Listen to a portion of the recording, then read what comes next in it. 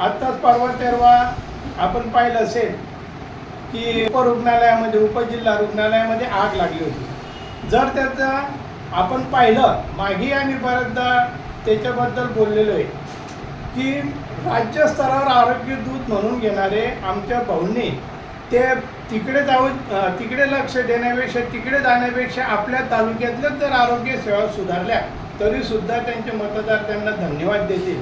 मी तर दिव्याखाली आमदार म्हणतात ते तसंच आहे की आपल्या या उपजिल्हा रुग्णालयामध्ये कोणतीही सुविधा पुरेशा संख्येमध्ये उपलब्ध नाहीत, औषधं उपलब्ध नाहीत। एवढंच नाही तर कर्मचाऱ्यांची सुद्धा कमतरता आहे।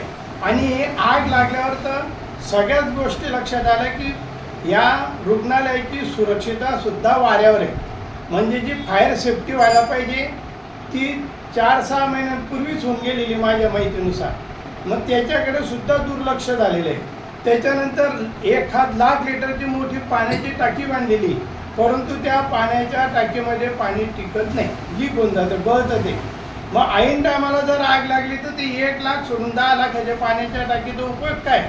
तर तिची सुद्धा दुरुस्त व्हायला पाहिजे, फायर सेफ्टीकडे लक्ष द्यायला पाहिजे। म्हणजे जर उद्या काही दुर्घटना घडली तर रुग्णांच्या जीवाशी खेळ व्हायला नको, म्हणून त्या ग्रामीण रुग्णालयामध्ये सुद्धा चांगल्या पद्धतीच्या सुविधा उपलब्ध करून द्यावा, फायर सेफ्टीकडे लक्ष द्यावं आणि रुग्णांना जास्तीत जास्त चांगल्या सुविधा कशा मिळतील याकडे लक्ष द्यावं, एवढीच आमची अपेक्षा आहे।